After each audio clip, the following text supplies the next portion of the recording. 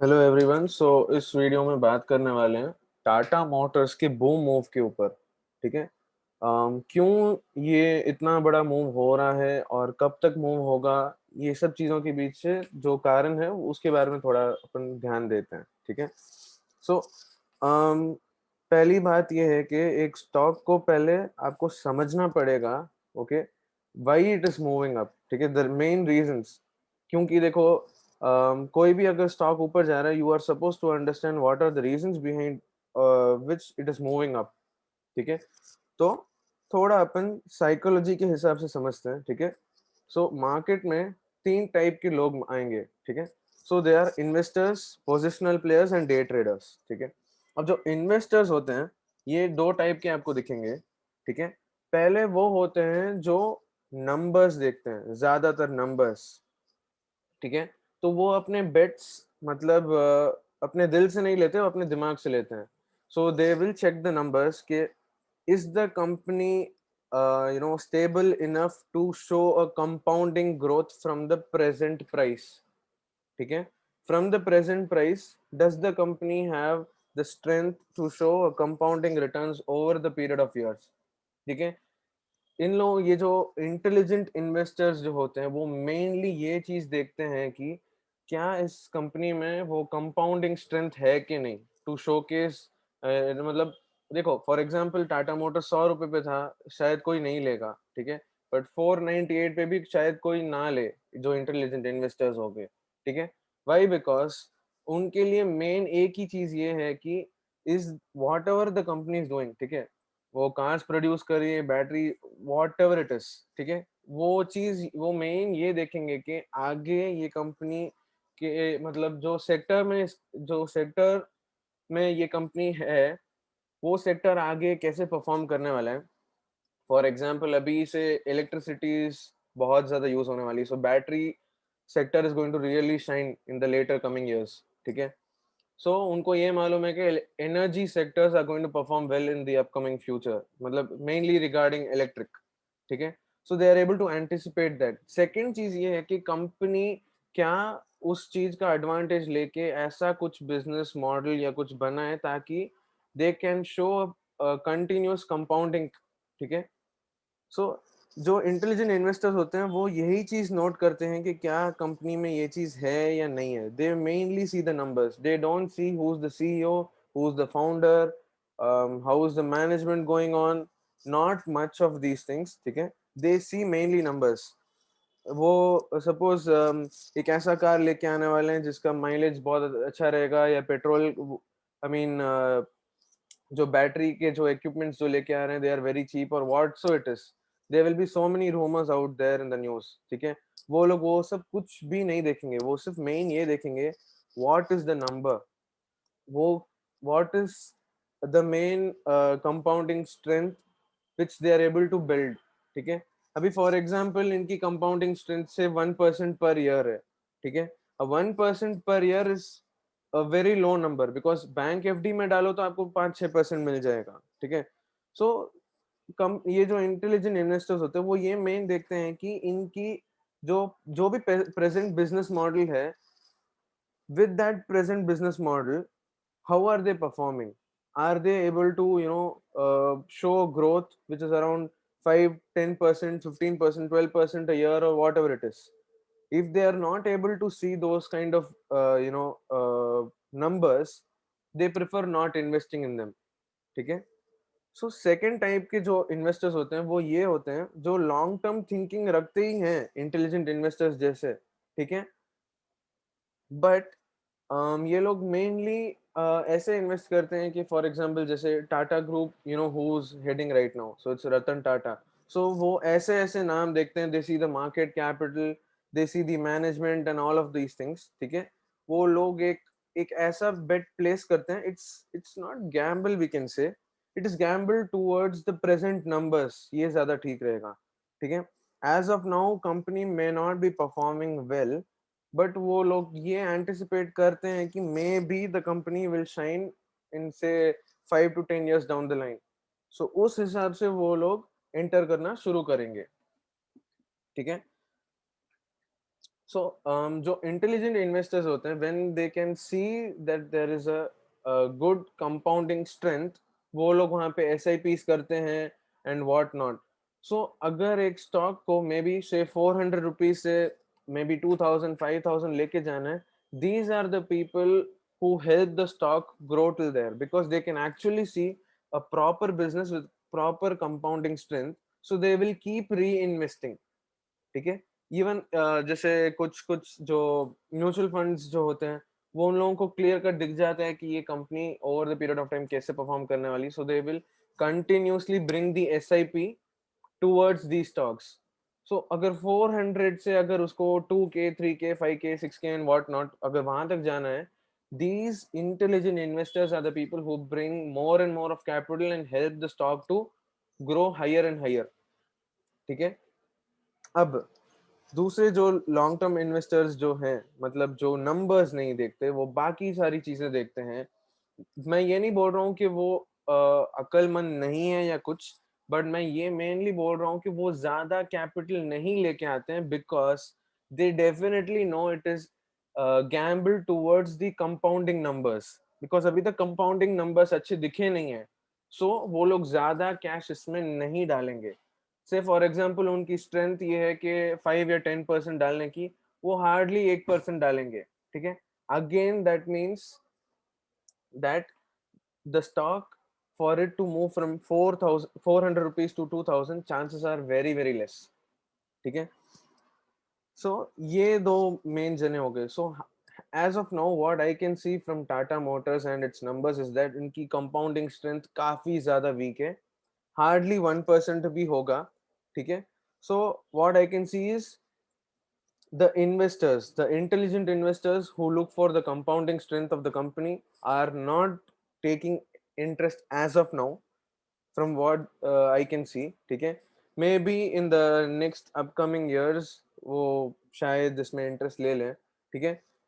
Talking about me, do I invest in Tata Motors or will I invest? As of now, price is somewhere around 500, 500 के आसपास है भाव. ठीक है. ये 500 के आसपास भाव भी मेरे को कॉस्टली लग रहा है, क्योंकि अभी तक मेरे को इनके अंदर कोई भी कंपाउंडिंग स्ट्रेंथ नहीं दिखी है. ठीक है. But if the compounding strength is से अराउंड 12% 13% पर एनम, ओके, और तब अगर टाटा मोटर्स का भाव 3000 होगा, I will be ready to buy at that price 3000 and not willing to buy at the price of 500. Main reason is मैं चाहता हूँ कि मेरा पैसा ईयर ऑन ईयर मल्टीप्लाई होता जाए. ठीक है. So for me 3000 will be much cheaper than 500 rupees in terms of value.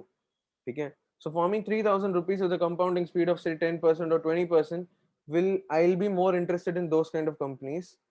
ठीक है. With respect to companies which are sitting at 500 rupees with compounding strength of less than 1%. Okay. दूसरे जो type के लोग हैं वो ये है पोजिशनल प्लेयर्स. ठीक है. पोजिशनल प्लेयर्स वही हैं, एक जो एक डिसेंट सी पोजीशन बनाना चाहते हैं, जो कुछ दिनों के लिए या कुछ टाइम तक रख के एग्जिट कर देंगे. ठीक है. These are those players. उनको क्वालिटी से ज्यादा कुछ लेना देना नहीं है. They just want profits in less span of time. ठीक है. सो वो लोग स्टॉक्स में ज्यादा इंटरेस्टेड होंगे, वो उन स्टॉक्स को ज्यादा उठाएंगे या गिराएंगे. ठीक है. So these they will produce temporary moves. Okay. And the investors, they will make sure that the moves are more of permanent in nature. So जो permanent जो longevity आती है charts में, वो investors की देन होती है. Okay, with a little bit of positional players की help. ठीक है. हाल फिलहाल what I can see at the present scenario of Tata Motors is that investors are not much interested at the present condition. Okay, they are, even though if they invest, it is not equal to their actual strength of investing. ठीक है. Suppose से for example किसी institutional investors के पास में से 100 rupees है. ठीक है. उनकी एक्चुअल स्ट्रेंथ रहेगी 5 रुपए इस कंपनी में डालने की, बट बिलीव मी वो अभी तक 5 रुपए क्या, आई थिंक हार्डली 1 रुपए इसमें इन्वेस्ट करके बैठे होंगे. ठीक है. The main reasons are that there is no compounding strength which they can see. ठीक है. और पोजिशनल प्लेयर्स उन लोगों ने मे बी कुछ देखा होगा, फॉर एग्जाम्पल उन्होंने कुछ न्यूज़ देखी होगी कि Tata Motors is going to bring some XYZ model which is going to give a great impact in the market या whatever the reason is, ठीक है. So these positional players are the reasons for the short term booms and busts, ठीक है. और दूसरे type की जो positional players है वो है टेक्निकल क्राउड. मतलब वो ये देखते हैं कि अगर उनके स्विंग ट्रेडिंग सेटअप्स में अगर ये स्टॉक आ जाए तो वो लोग उसमें खरीदेंगे. And as and when it keeps creating new highs they will try to add in more and more of capital inside it, ठीक है. So they are the people who are responsible for temporary moves in the stock, up और down, anything, ठीक है. उनको ज्यादातर company की quality से इतना रिलेशन नहीं है. They don't do so much deep research on it, क्योंकि there is no point of them doing so much deep research on it, ठीक है. They will enter with the respective of doing swing. मतलब they will buy now and they'll keep it for a few days and few weeks and then they'll sell it. They'll just book their profit, ठीक है. ऐसे type के लोग होते हैं, ठीक है. और ये जो पोजिशनल प्लेयर्स की जो क्राउड है वो मेनली यही है, या तो कुछ भी रीजन की वजह से एंटर करेंगे, कुछ टाइम तक रख के बेच देंगे, ठीक है. दूसरे होते हैं जो ये टेक्निकल क्राउड्स जो मैंने अभी बात की थी, मे बी मूविंग एवरेजेस और what so technical indicators they use, ठीक है, जिसकी वजह से they feel this is a good time two by, it's a safe bet and they will enter, ठीक है. So positional players are the people who create temporary moves. So right now with the condition of Tata Motors, what I can see, this move is pretty much a temporary move and anytime profit booking can happen and it might come back to its old valuations, maybe somewhere around 300 rupees or 200 rupees के आसपास, ठीक है. Or maybe second scenario will be that positional players will keep pumping in more and more of money into Tata Motors, or 500 price can even touch 800, 700, or whatever it is. But what I can see from the books, I mean from the numbers, is that Tata Motors is not sitting at a great quality right now, ठीक है. सो ये जो भी move चल रहा है अभी, ये काफी टेम्पररी है और कभी भी शांत हो सकता है. सो जो जिन जिन का भी पैसा डबल हो गया है, तो I would suggest them to exit 50% of their quantity and leave the rest for the future and don't even look back again, ठीक है. और जिनकी अच्छी प्रॉफिट बुकिंग हो चुकी है, फॉर एग्जांपल 70-80% जो प्रॉफिट्स में चल रहे हैं, even I would suggest you can start booking profits, okay, to be on the safer hand. But again it's all up to you guys कि आप लोगों को क्या किस टाइप से decisions लेने हैं, ठीक है. So there's a tweet of the CEO of Mahindra and Mahindra. He's sorry, I think Tech Mahindra. Yeah, I think the CEO of Tech Mahindra, once he said that automobile industry is no joke. Okay, it's actually a tough business. So maybe uske karan he, maybe even Tata Motors is also coming under the same sector. So maybe that is why the numbers are not that attractive where the big players would want to invest in a motor company. Okay, so ये था main reason. So ये मेरा dissection था of Tata Motors, ठीक है. So मैंने मेरी राय दे दी. And did I invest in Tata Motors? No, I haven't invested in Tata Motors because I don't see the numbers good. I would be ready to buy Tata Motors even at the price of 5,000, but I need some good compounding numbers. Only then I would be willing enough to invest, because मेरे 5,000 में मतलब 5,000 price में I would actually invest a good amount rather than putting a less amount in 500 rupees and just try to gamble with the values. Okay. So as of now what I can see is Tata Motors is sitting at a gambled valuations. Okay.